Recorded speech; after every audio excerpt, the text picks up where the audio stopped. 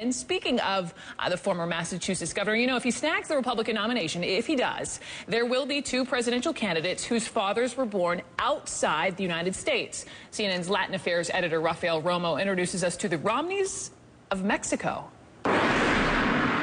In the rolling hills of northern Mexico, about 180 miles south of the U.S. border, lies a community that stands out for its religious roots. We established apple orchards, peach orchards, farms, ranches, and that's basically what we do today. Miles Romney is the descendant of Mormons who settled in this area more than 125 years ago. Well, we come from a hardworking family. We come from honest people. His great-grandfather led the first group of Mormons to the state of Chihuahua, the same Mormons to whom the family of U.S. presidential candidate Mitt Romney traces its heritage. In fact, Mitt Romney's father, George, who also ran for president in the United States, was born in this area himself. Miles Anthony Romney is Mitt's second cousin. Miles is so proud of Mitt's political career that he managed to get a Romney bumper sticker sent to Mexico, and he also displays the Romney name on his window. And he can understand why Mitt Romney's religion is an issue for some people. I think it's just a misunderstanding on their part. I know people try to use that against Mitt, but they just can't find anything on him to dig up about him. The first Romneys arrived in this part of Mexico around 1885. They came from Utah, whereas Mormons, they faced religious persecution and were not allowed to practice polygamy. There are still about 40 members of the Romney family here in Colonia Juarez who trace their roots back to the first settlers. It was actually a very small percentage of the church that practiced polygamy.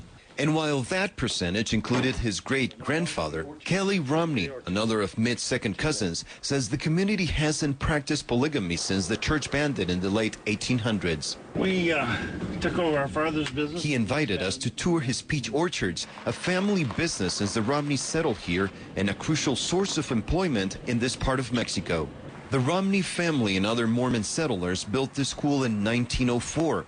Mitt Romney himself has never been here, but Kelly says he saw him once in the States. I was on a plane one time from Salt Lake City to New York, and he was on it, and my wife kept trying to get me to go meet him, but I guess I was a little timid, and I thought, well, when we get off in New York, I'll meet him, but we got off, and he went on to Boston. As much as he admires his second cousin, Kelly Romney says he disagrees with his position on immigration.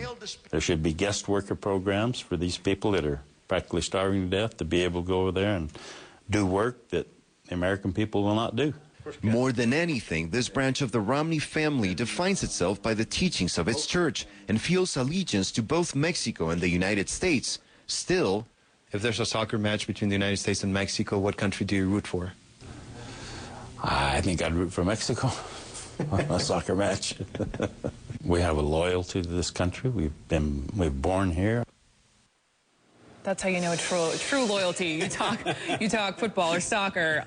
You know, we heard that was Kelly Romney. That's the second cousin of Mitt Romney. He talks about his allegiance, his loyalty to Mexico. So are the Romneys, are they Mexican? Are they Mexican-American, or are they American? They're Mexican citizens by birth, but they are naturalized American citizens. In fact, Kelly told me that he got his American citizenship not too long ago, a few years ago, and he is planning to cross the border and vote for Mitt Romney if he gets the nomination. He is. I was looking down to look at the dates. So they came to Mexico all the way back in 1885. Mexico welcomed them then, but then you sort of juxtapose that with Mitt Romney's tough stance on illegal immigration. That's right, and what Kelly Romney was telling me is that he looks at it from a practical point of view. He says the United States needs the labor. Mexico needs the jobs. So there should be some sort of compromise between the two countries and leave the politics aside because it would be mutually beneficial. Yeah, he mentioned the guest worker program as an option. And then you mentioned this is the state of Chihuahua. Right.